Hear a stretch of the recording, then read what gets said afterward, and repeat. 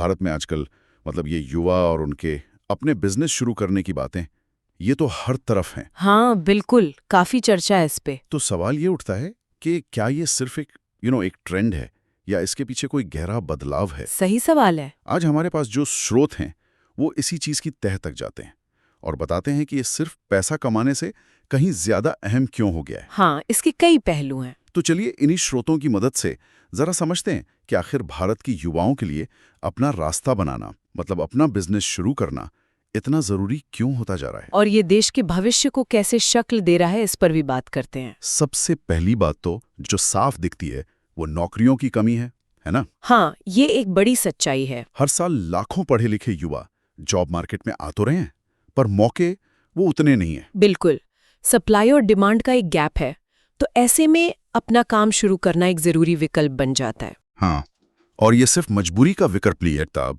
मतलब एक एक्टिव कदम है ये। सही कहा। नौकरियां ढूंढने के बजाय अब युवा सोच रहे हैं कि नौकरियां बनाई कैसे जाएं। अच्छा। इससे न सिर्फ वो अपने पैरों पर खड़े होते हैं, बल्कि दूसरों के लिए भी अवसर पैदा करते हैं। हाँ, ये तो है। और पारंपरिक नौकरी की तुलना में इसमें देखिए आर्थिक स्वतंत्रता जल्दी पाने की संभावना ज्यादा होती है, और संपत्ति बनाने की भी। हाँ, ये बात जरूर है कि शुरुआती जोखिम भी होता है। बिल्कुल, जोखिम तो होता है। अच्छा, एक और दिलचस्प पहलू ये है कि ये युवा अक्सर उन समस्याओं के हल ढूंढ निकालते हैं जो हमारे आसपास बिखरी पड़ी हैं। हाँ, ये मैंने भी देखा है।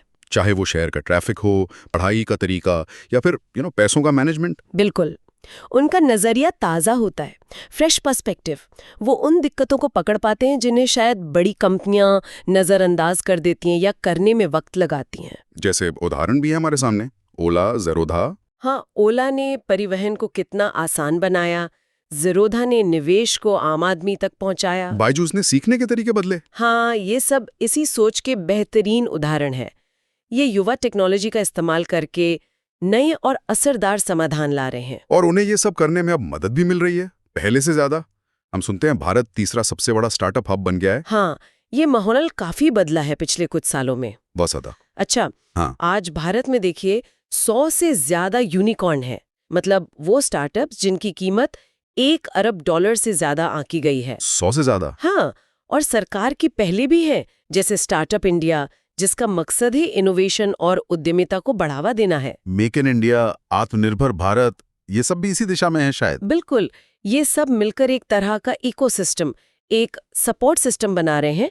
फंडिंग मिलना या अनुभवी लोगों से सलाह, मतलब मेंटरशिप लेना, ये सब भी अब पहले से आसान हुआ है। और इस सब में डिजिटल टेक्नोलॉजी का कितना बड़ा हाथ है ना। स्मार्टफोन, सस्ता इंटरनेट, फिर ये यूपीआई पेमेंट्स, सोशल मीडिया। अरे, इसने तो जैसे खेल के नियम ही बदल दिए हैं, सच में। हाँ। बहुत कम लागत में, मतलब कोई भी अपना छोटा मोटा ऑनलाइन स्टोर खोल सकता है, या फ्रीलांस सेवाएं दे सकता है, या सोशल मीडिया के जरिए ग्राहकों तक पहुंच सकता है।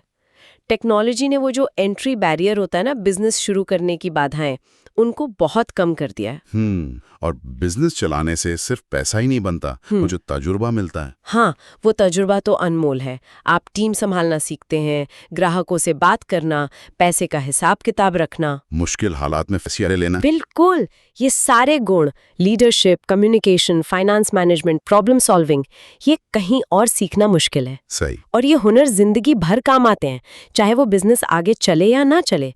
इससे आत्मविश्वास भी बहुत बढ़ता है। और जब इतने सारे युवा कुछ नया कर रहे हों, तो इसका असर तो पूरे देश पर पड़ना लाजमी है, अर्थव्यवस्था पर। निश्चित रूप से।